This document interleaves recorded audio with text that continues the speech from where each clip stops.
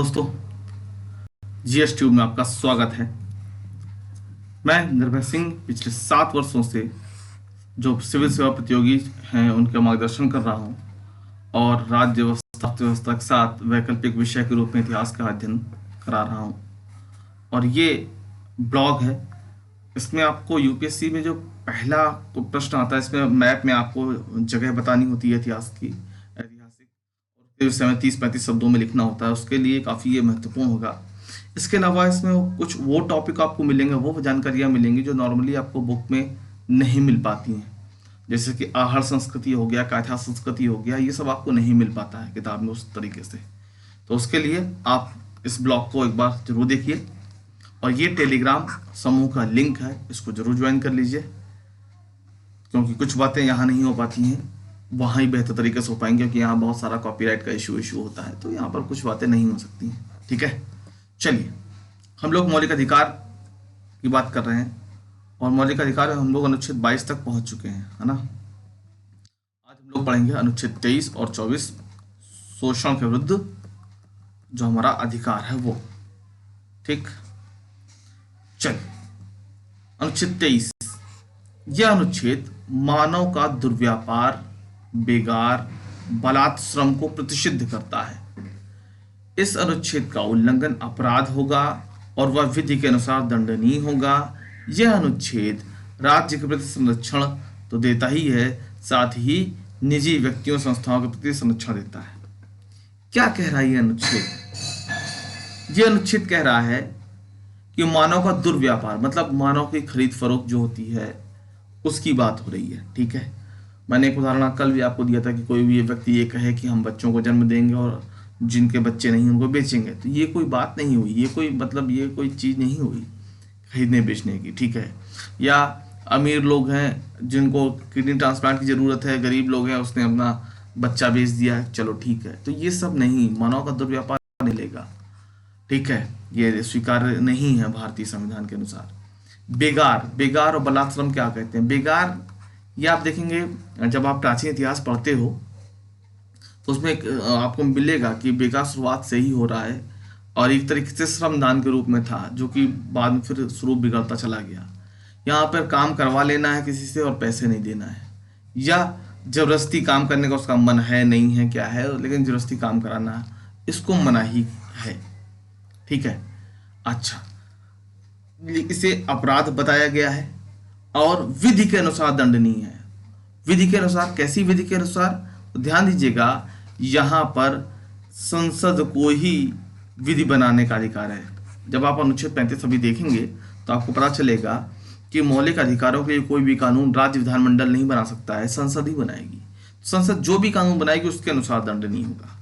ठीक है, और यहाँ पर एक दूसरी बात है, क्योंकि अभी तक आपने जो पढ़ा था वो यही पढ़ा था कि जो भी हमें मौलिक अधिकार मिले हैं वो राज्य के विपरीत मिले हैं, राज्य के विपरीत, लेकिन यहाँ निजी व्यक्तियों संस्थाओं को भी इस दायरे में लाया गया। मतलब इसका ये है कि कोई मान लीजिए बालक है एक्स, मैं यहाँ लिखता हूँ एक्स, वो बालक, सरकार उससे कोई जबरदस्ती काम नहीं करा सकती, ठीक है, लेकिन कोई निजी व्यक्ति, मतलब होटल में आप देखे होंगे, घरों में देखे होंगे, छोटे छोटे बच्चे जो काम कर रहे हैं, एक्चुअली में वो कानून के विपरीत है।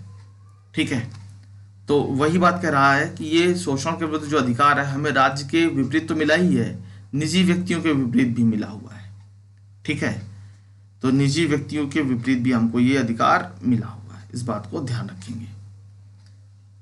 आगे जो खंड 2 है वो खंड 1 का अपवाद है। कैसे है जरा देखिएगा, राज्य सार्वजनिक सेवाओं हेतु अनिवार्य सेवा आरोपित कर सकता है। अभी देखिए बहुत बड़ा मुद्दा बना है एक राज्य में, जहां पंचायत चुनाव हुए और बहुत सारे जो पंचायत ड्यूटी में लोग लगे थे उनकी मृत्यु हुई।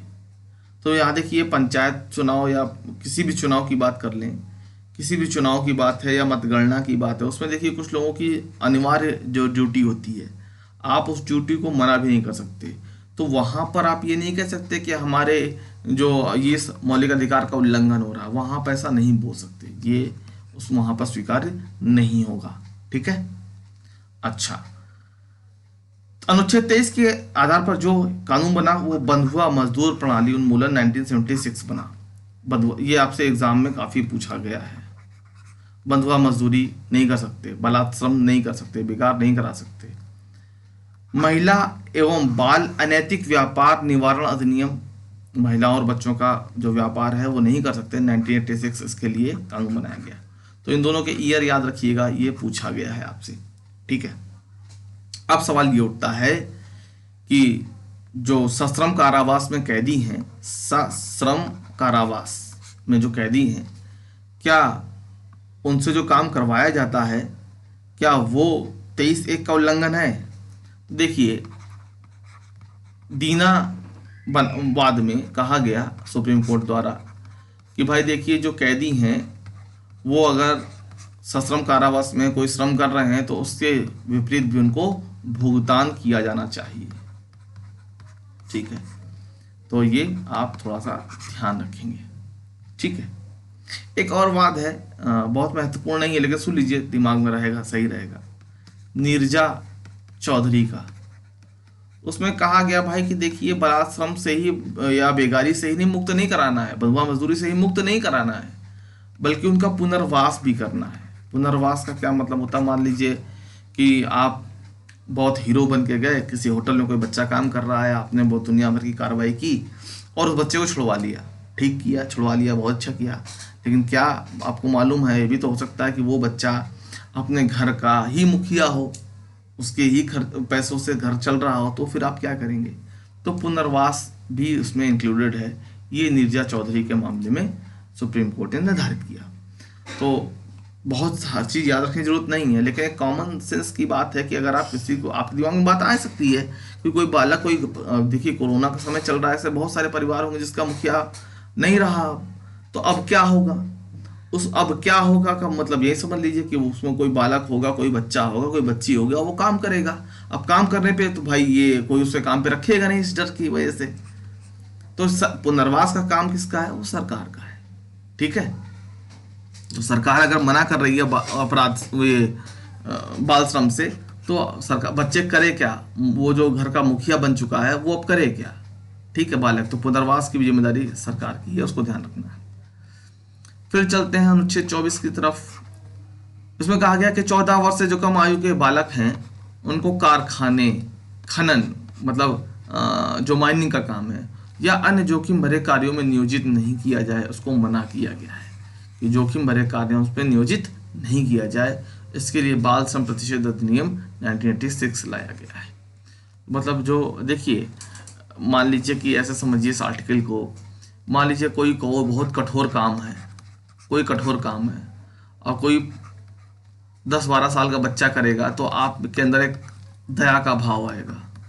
हाँ, इसी काम को एक 20 से 50 साल का आदमी करेगा तो आप कहेंगे देखिए कितना मजबूत शरीर है। देखिए उसमें आप सोचेंगे कि अरे बहुत मेहनत का काम है, बड़ा मेहनत कश आदमी है।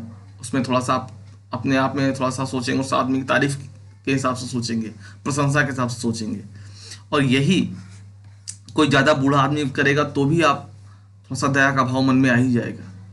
तो इस दया के भाव को जरा सा ध्यान में कीजिए। और तब ये कहा जा रहा है कि 14 वर्ष के बालक को इस तरीके के कामों में नियोजित नहीं किया जाएगा जो उसकी शक्ति और उम्र के प्रतिकूल हो, ठीक है।